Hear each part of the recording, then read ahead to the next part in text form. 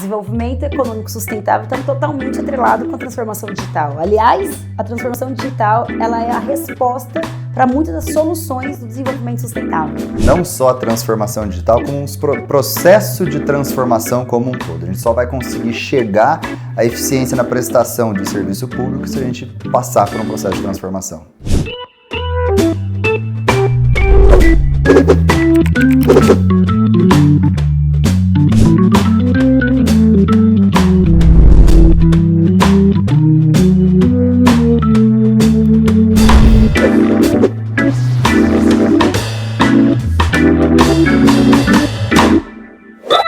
Quando o assunto é transformação digital ou processos de transformação, o país eu acho que está muito longe de onde poderia estar, né?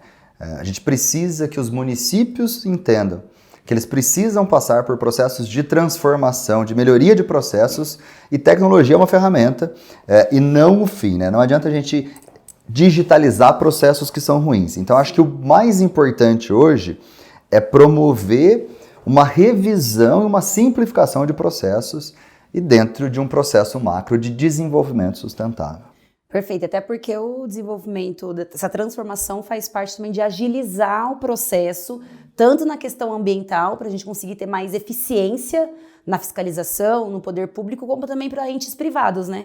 Que hoje demora aí, às vezes, 3 anos para ter uma licença ambiental para operar. Perfeito, os processos eles são muito burocráticos, são cartoriais, e digitalizar esses processos não vai ajudar. Do jeito que está hoje, digitalizar vai ficar ruim. Aliás, como já é travado, né? Vai custar hoje, caro, né? Porque a digitalização é um processo que envolve recursos. Quem vai pagar esse processo vai ser a população. Então, antes de tudo, eu acho que a gente precisa de um debate... Simplificar. Exato. Que é um processo de transformação.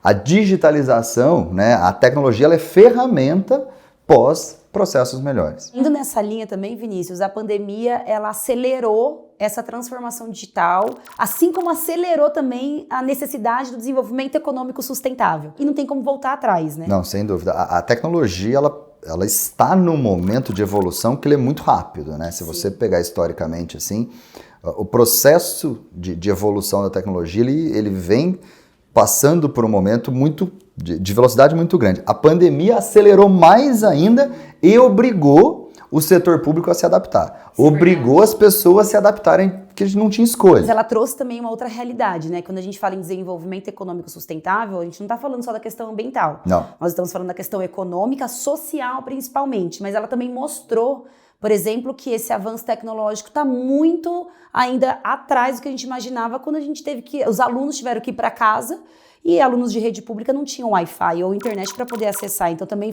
escancarou que nós estamos muito atrasados mesmo, né? Sem dúvida. Nós temos um país que ele é digital. Nós temos cerca de 242 milhões de aparelhos celulares no país. A gente tem mais celular do que gente e o serviço público é analógico. Então eu concordo com você. A pandemia ela iluminou muito. E a sombra apareceu. Defasagens que a gente tinha nesse processo de digitalização de serviço público simples, né? Acessados por meios digitais, mas ela obrigou o gestor público a enxergar, se adaptar e tentar realmente prestar o serviço de uma outra maneira. Perfeito. E quando a gente fala nessa questão do digital, nós não estamos falando somente da tecnologia em si, mas da cultura da pessoa acessar essa tecnologia, né? Que não é só infraestrutura, mas também cultura, né? Eu acho que é o grande ponto dessa discussão, Maria, é a cultura.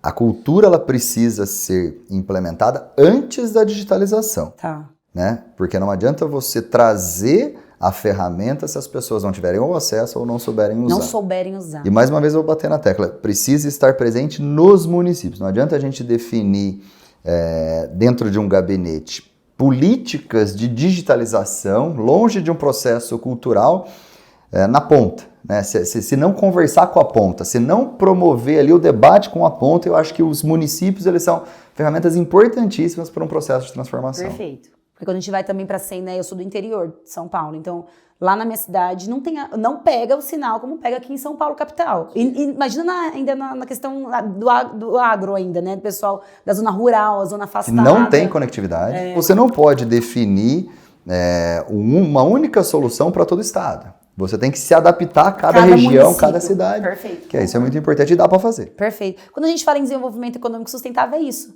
É você olhar o local para ele poder refletir a nível estadual, em nível federal e nível mundial, né? Então, esse olhar do pequeno e do local é o que realmente faz a grande transformação. Né? Eu costumo falar, Vinícius, e você já sabe, que para ter uma grande transformação no desenvolvimento econômico sustentável, passa por 3 grandes agentes. O cidadão, o poder público e o investidor. Quando esses 3 começarem a fazer a verdadeira atuação para o desenvolvimento sustentável, aí a gente deslancha. Que é possível e é muito possível, mas esses 3 têm que entender. E aí, então, quando você vê... Participar. E não é o que acontece hoje. Que acho que é um grande desafio. A participação das pessoas no debate... No debate do desenvolvimento sustentável. E na procura por soluções. E aí a gente vê que a pandemia, voltando na sua pandemia, ela acelerou a questão do desenvolvimento do setor privado.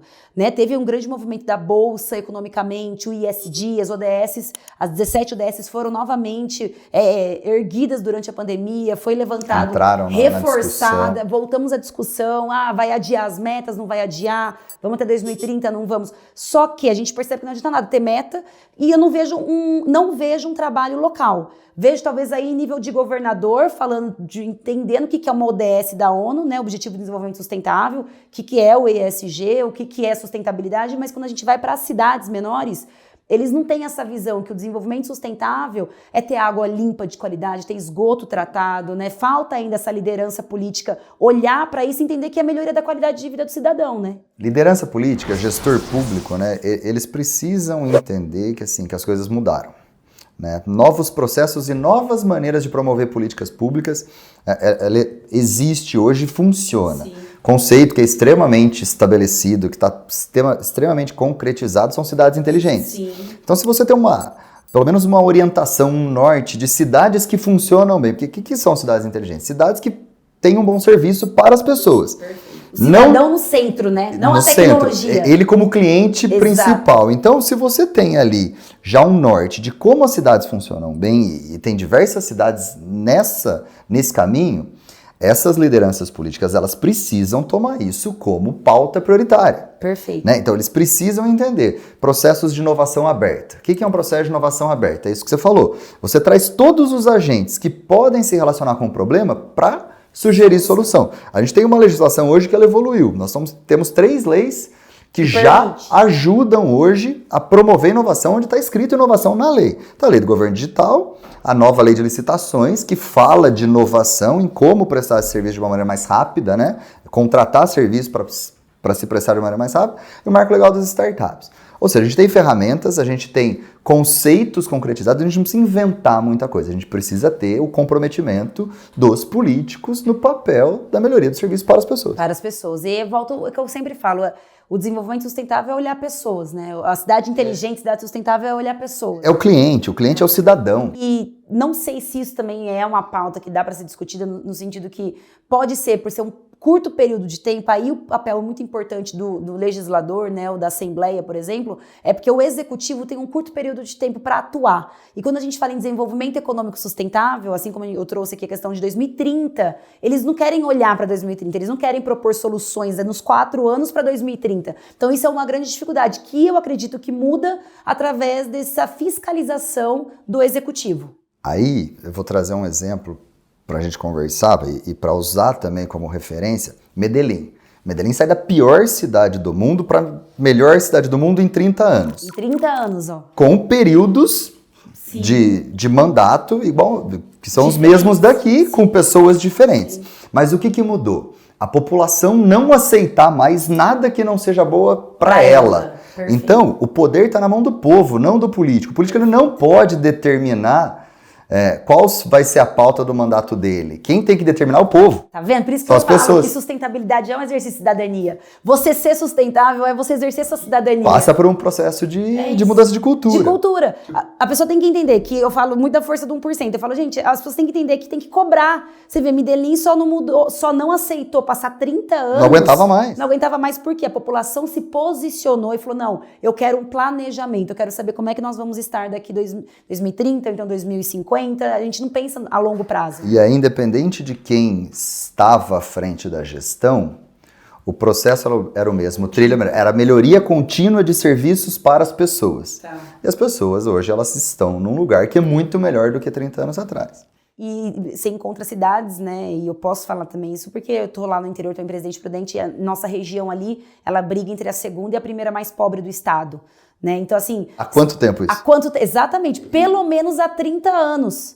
E tem um grande problema de enchente lá. Eu acredito que a transformação digital, ela é uma ferramenta para o desenvolvimento econômico sustentável, e eu acredito muito que se nós não explorarmos isso, corremos risco de ficar para trás. Sem dúvida. Tecnologias como 5G, por exemplo, se não implementadas no momento certo, pode causar exclusão econômica de um país do contexto mundial de economias desenvolvidas. O que isso quer dizer, né? Se você não implementar o 5G, o país vai perder.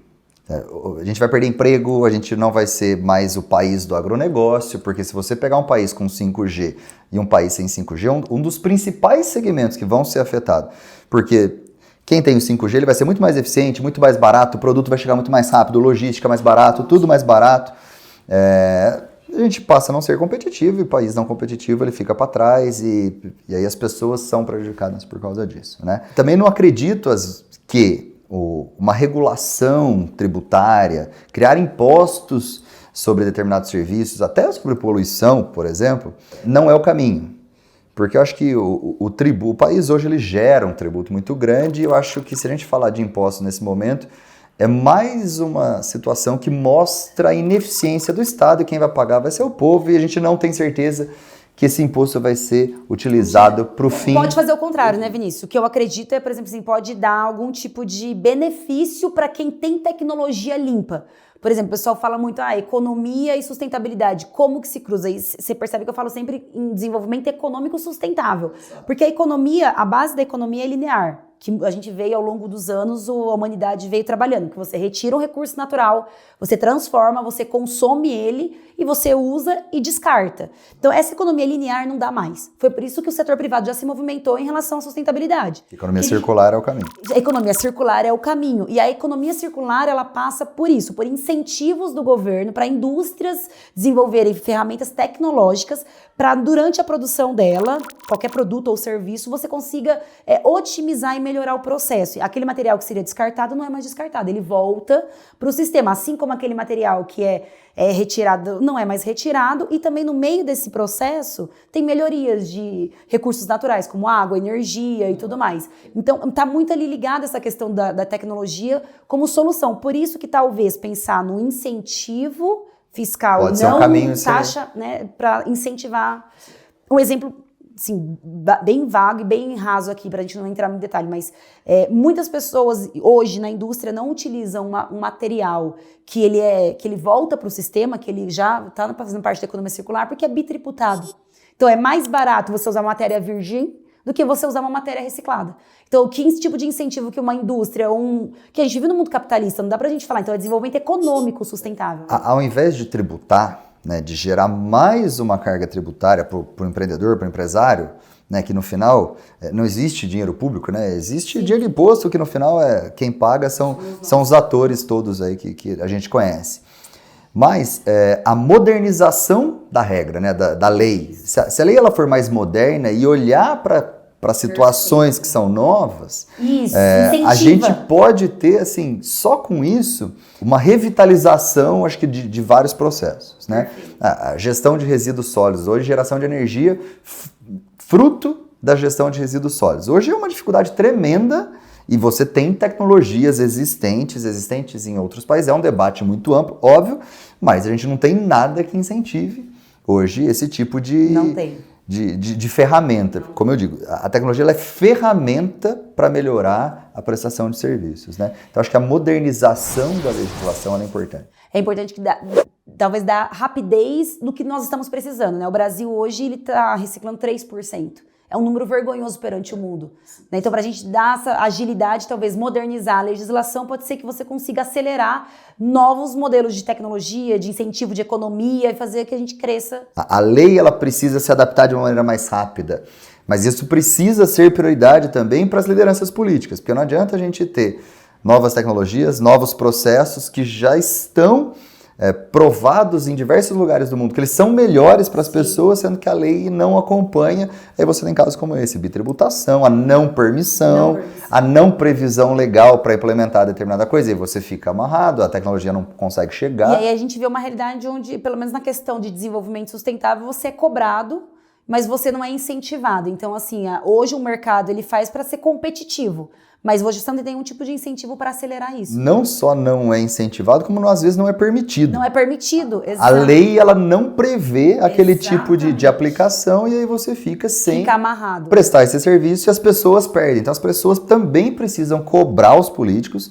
para que as legislações elas se adaptem às novas situações. Quando quer, né? Eu falo quando quer. Quando um gestor público ele quer, ele dá um jeito, né? A gente tem o caso de São José dos Campos, que é uma cidade, né, que ganhou como uma cidade mais sustentável. Né? Cidade inteligente, a única cidade. Única cidade inteligente que tem aqui no estado, no Brasil, né? Não no estado de São Paulo, no Brasil. E é um case de sucesso, né? São José dos Campos. E eu acredito que lá, um exemplo simples, né? A gente estava discutindo como é que faz para as cidades e o país se comprometeu em diminuir as emissões atmosféricas, né? Os gases de efeito estufa. É um compromisso que nós temos assinado mundialmente. Você não vê os governos fazendo nada. Você não vê os municípios fazendo nada.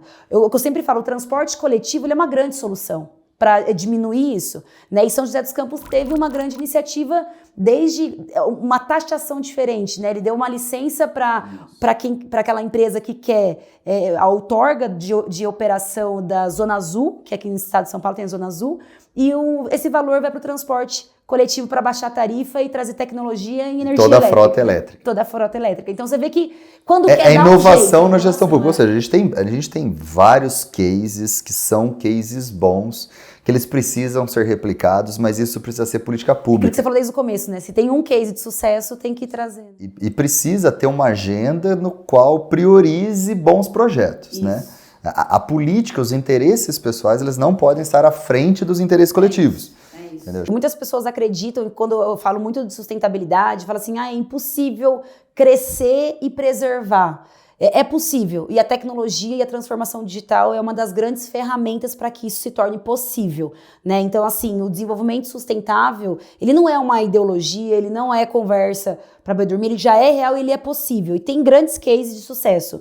Então, realmente, a transformação digital, ela para mim é a ferramenta-chave para voltar ao eixo principal, que é o quê? A qualidade de vida do cidadão. E isso passa pela tecnologia, não adianta a gente fugir disso, né? Então, assim, quando a gente quer preservar, se a gente não tiver como fiscalizar isso de uma maneira mais rápida, mais eficiente, nos processos públicos e também no sentido de competição, né, de ter uma competitividade no setor privado, a gente não vai conseguir nunca crescer o país como um todo. Então, e voltando para o cidadão que tem que exigir isso, né?